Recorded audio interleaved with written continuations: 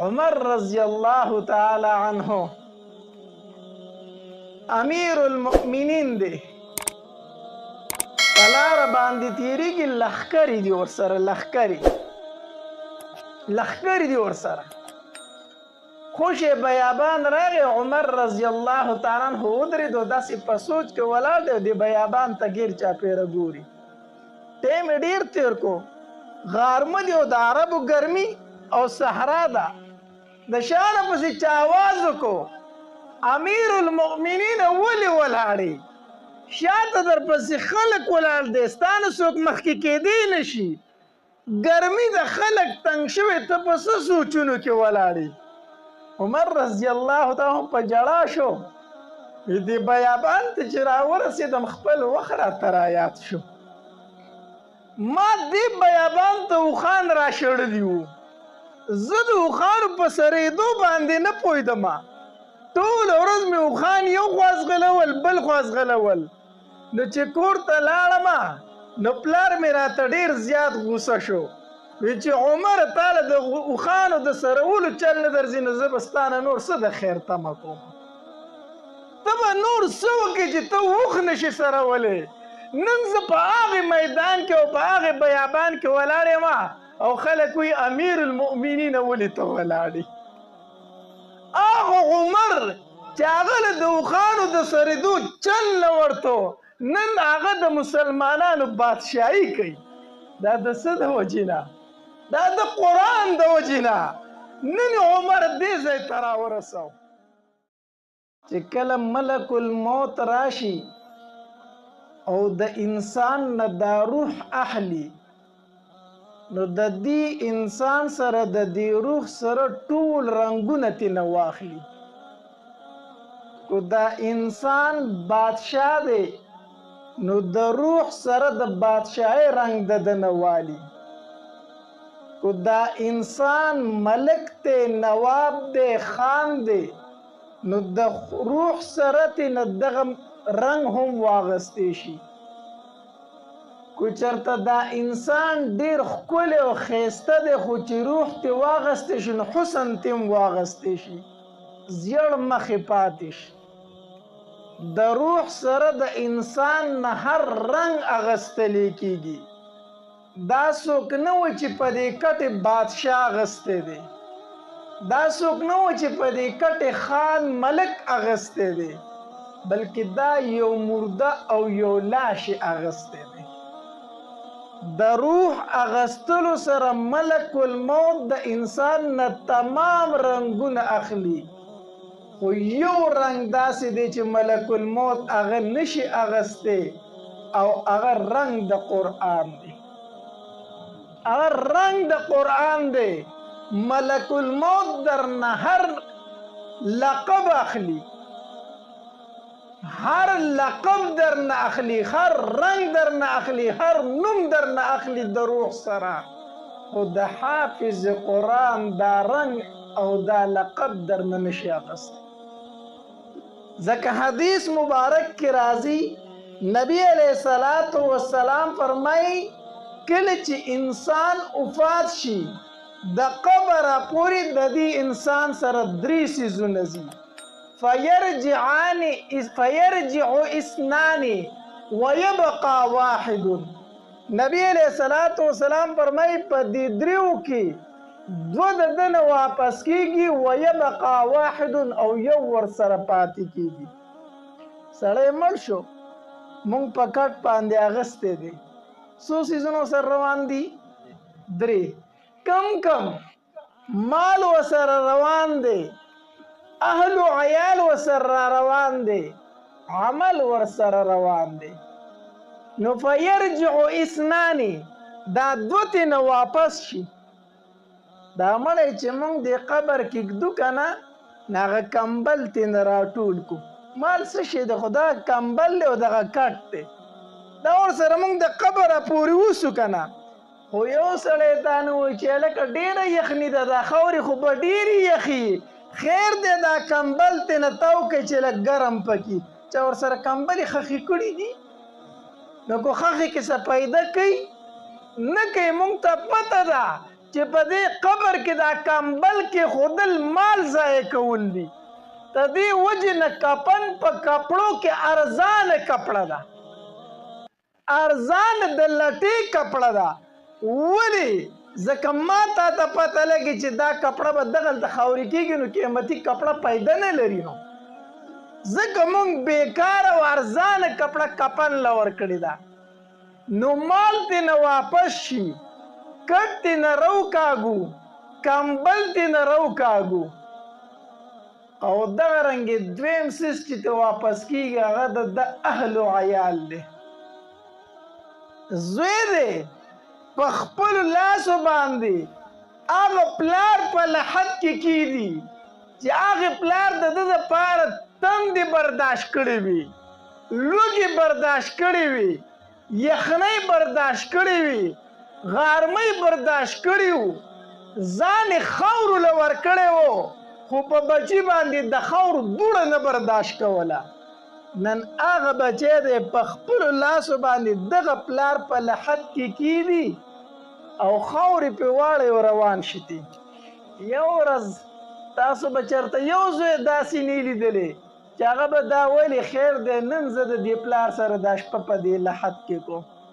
هسې زوی خو لیدلی دی؟ نه، مال ترې نه م واپس شي، اهل و عیال ترې نه م واپس شي. زوی دی پلار خښ کې او زیتي، پلار دی زوی خښ کې او زیتي. ویبقى واحد، یو شی د ده سره پاتې کېږي چې هغه د ده عمل دی. ملک الموت د ده نه هر څه واغستل خو د ده نه د قرآن د علم وانغستو، د ده عمل وانغسته، د ده سره قبر ته لاړو.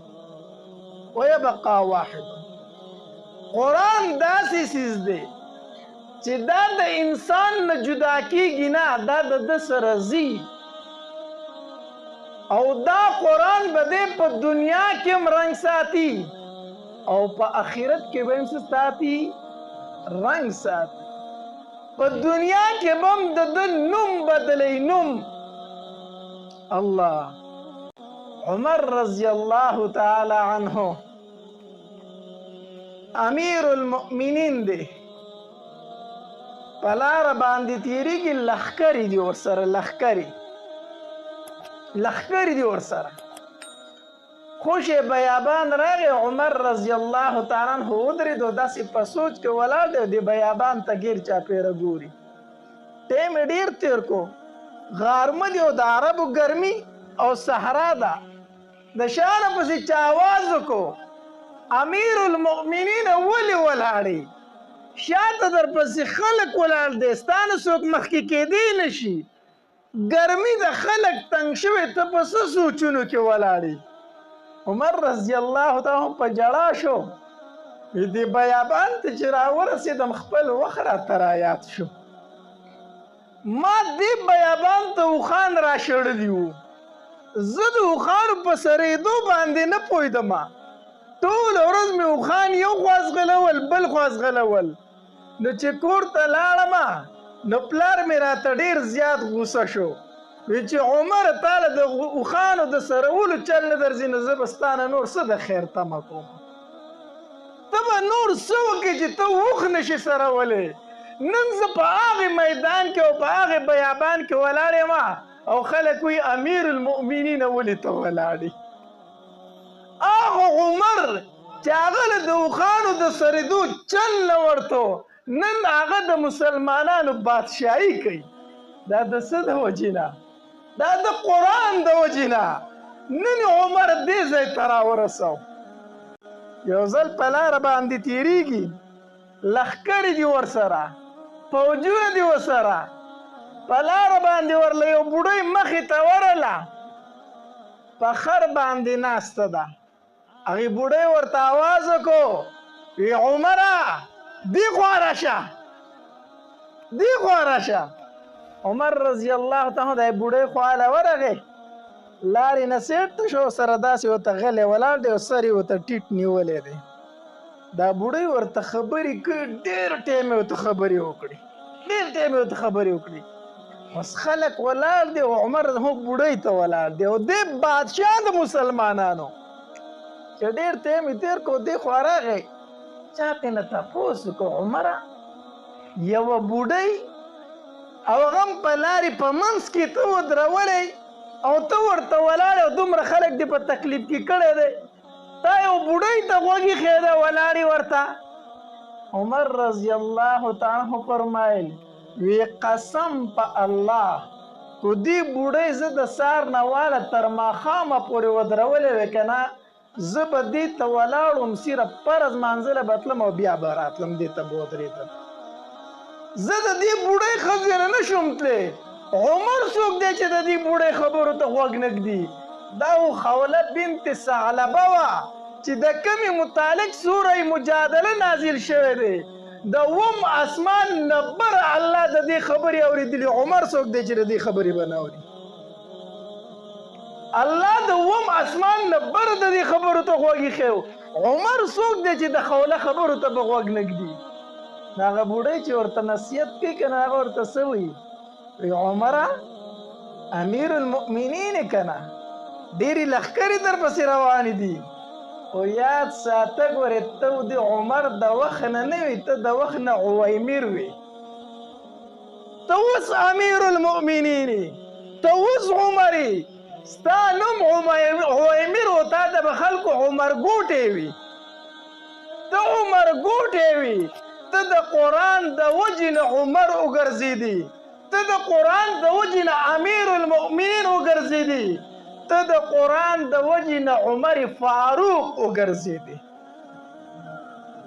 د قرآن د وجې نه ته عمر فاروق وګرځېدي اوس خلک وایي څوک عمر فاروق هغه عمر چې د کفر او د اسلام په منځ کې فرق راوستونکی دی هغه عمر نبی علیه الصلاة والسلام ورته فرمایي عمره چې په کومه لار باندې ته ځې که نه نو شیطان په هغې لار نشي تللی تا ته لار پرېږدي شیطان د لارې نه سیټ ته کېږي چې په کومه لار باندې عمر رواني هغه عمر چې یو ځل نبی علیه الصلاة والسلام له راغی وی د الله پاکه پیغمبر زما یو خواهش دی وی څه خواهش می دا دی چې ستا د بیبیانو زمونږ نه پرده کولې ستا د بیبیانو زمونږ نه پرده کولې ځکه مسلمانان هم ورځي او منافقین هم ورځي نو چې د بیبیانو زمونږ نه پرده کولې ښه به وه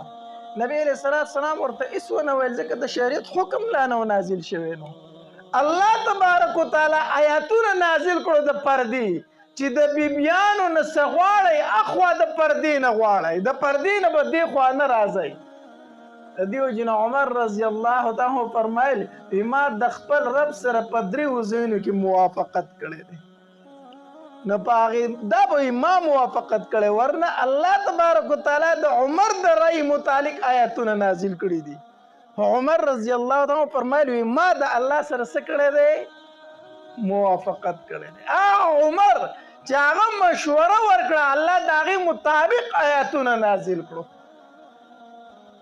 دا عمر رضی الله تعالی چې د عویمر نه عمر فاروق وګرځېد په څه سره د قرآن سره نسبونه بدلی قرآن نسبونه بدلی قامونه بدلی بلال رضی الله تعالی عنه الله تور حبشي غلام دی د امیه ابن خلف د امیه ابن خلف یو تور حبشي غلام دی خو چې راغی د نبی علیه الصلاة والسلام غلام وګرځېدو د نبی علیه الصلاة والسلام دین ته غاړه کېښوده قرآن یې ومنو نو چې کله بلال رضی الله تعالی عنه را روان عمر رضی الله امیر المؤمنین دی چې بلال یې ولیدو صحابه کرامو ته وفرمیل پاسئ زمونږ سردار بلال را روان دی زمونږ سردار بلال را روان دی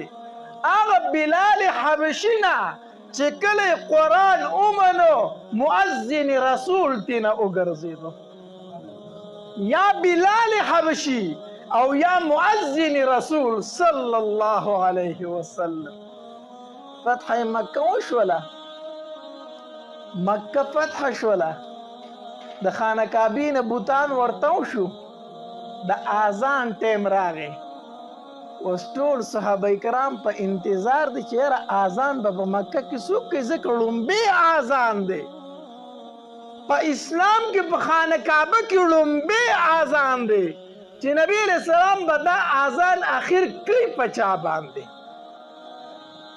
په چا به دا اذان کوي هر صحابي په دې تمه و چې یاره نبی علیہ السلام به ماته ووایي چې اذان وکړه چې کله د اذان ټیم شو نبی علیہ السلام فرمایي زما بلال چرته دی مال زما بلال راولئ بلال رضی الله تعالی عنہ راغی لبیک یا رسول الله د الله پاک پیغمبر حاضر یما بلال د اذان ټیم دی وغه د خانه کعبه چت او اذان په وکا د خانه کعبه په چت باندې اذان وکا چا بیا د بلال نه تپوس کوي اسی بلال د فتح مکی په ورځ باندې ستا په وهم ابو ګمان کې دا چې نبی رسول الله به ماته و چې اذان وکا اسی دادی په ګمان کې و چرتا بلال رضی الله تعالی فرمایل وی قسم په الله کو دا خبره می په وهم او ګمان کې مو